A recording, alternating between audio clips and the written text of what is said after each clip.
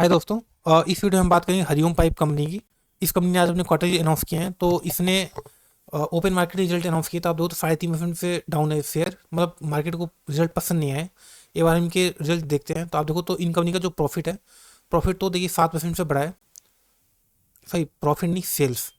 ठीक है, और प्रॉफिट जो है 14% से बढ़ा है। तो ऐसा तो ठीक है नंबर, लेकिन एक्सपेक्टेशन ऑब्वियसली बीट नहीं होगी। और बात करें इस कंपनी की, कंपनी करती क्या है, तो ये कंपनी ना स्टील पाइप बनाती है। ठीक है, स्टील एंड आयरन पाइप। तो बेसिकली स्टील एंड जो आयरन, जो मेटल वाली सेक्टर होते हैं, साइक्लिक सेक्टर होते हैं, ये सब एक बहुत लंबे कॉम्पिटिशन के अंदर जाते हैं आमतौर पे। मतलब ऐसा फेज आता है जब कोई कंपनी है ना, ऐसे 2-3 साल तक लगातार हाई पे हाई बनाती रहती है, फिर उसके बाद 8-10 साल तक कंपनी कॉन्सोलिडेट करती है। आमतौर पे इस टाइप की कंपनी के अंदर देखा गया है। हालांकि रॉ मटेरियल बनाती ये स्टील या जो आयरन होता है उससे यूज करके कुछ नया प्रोडक्ट बनाती है, बट स्टिल है तो साइक्लिक सेक्टर ही। तो जैसे हमारी ये जो सेक्टर है, जैसे अगर आप यहाँ पे टेक्निकल चार्ट देखो, तो ये आईपीओ के बाद का एक तेजी था, जो कि आमतौर पर कई कंपनीज के अंदर होता है। तो जब ये आईपीओ आया था उसके बाद अगर आप यहाँ पे चेक करो तो ये स्टॉक की शायद 3-4 गुना हो गया था, और उसके बाद से स्टॉक लगातार नीचे डाउन ट्रेंड में है। ठीक है, अगर हम मेजर करें तो स्टॉक अभी 51% क्रैश हो चुका है।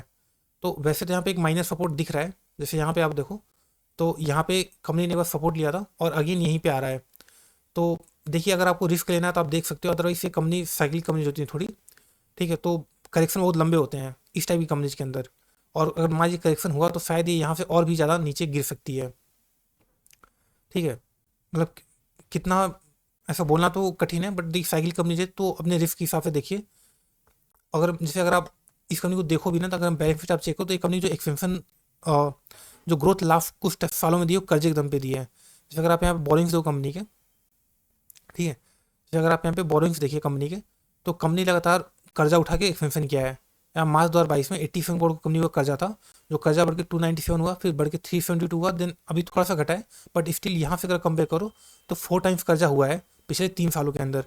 तो जो स्टील कंपनी होती है, जो पाइप, जो मेटल कंपनी होती है, इसके अंदर यही सब दिक्कतें होती हैं कि कंपनी का तो कर्जा बहुत ज़्यादा होता है एक टाइम पे, और जब इकोनॉमिक स्लो डाउन होता है तो कंपनी कर्जे के दम, जो ब्याज पे करना होता है उसमें वो डूब जाती है। तो वहाँ से फर्दर ग्रोथ ला पाना थोड़ा सा मुश्किल हो जाता है। और फिर जो आप सेल्स एंड प्रॉफिट आप देखते हो कि लगातार इंक्रीज हो रहा था, वो अचानक में घटने लगता है। और आप सोचते हो कि यार ये क्या हो गया इस कंपनी के साथ में। तो ये सब बहुत नॉर्मल बात है इस टाइप की कंपनी के ऊपर।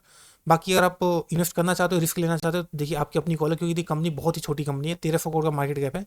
तो इस टाइप की कंपनी जब चलने पाती है तो 10 गुना भी हो जाती हैं। ठीक है, फिर आप बाद में बोलो कि यार रैली छूट गई। तो रिस्क है, आपके हिसाब से देख लीजिए, छोटी कंपनी रिस्क ज़्यादा रहता है। ठीक है, साइकिल कंपनी और है। ठीक है, तो रिस्क है, बट मेरे हिसाब से अगर आपको इन्वेस्ट करना ही है तो थोड़ा सा टेक्निकल देखिए कि एक बार कंपनी थोड़ा सा सिग्नल दे। जैसे कि मान लीजिए कि नीचे आई, नीचे आने को थोड़ा सा कॉन्फिडेंस दे।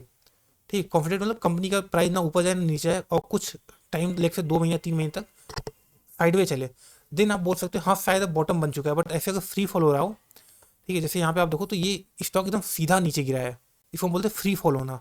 तो फ्री फॉल के अंदर किसी भी शेयर को नहीं खरीदना चाहिए, क्योंकि फिर ये फ्री फॉल कब रुकेगा हमें पता नहीं है। क्या पता अभी 50% गिरा है, 80% तक जाए, कोई बोल नहीं सकता। तो देखिए रिस्क बहुत ज़्यादा है ना, आप अपने रिस्क के हिसाब से देखिए। बाकी अगर आपको वीडियो अच्छा लगता है वीडियो को लाइक कर सकते हो, चैनल को सब्सक्राइब कर सकते हैं। Thank you.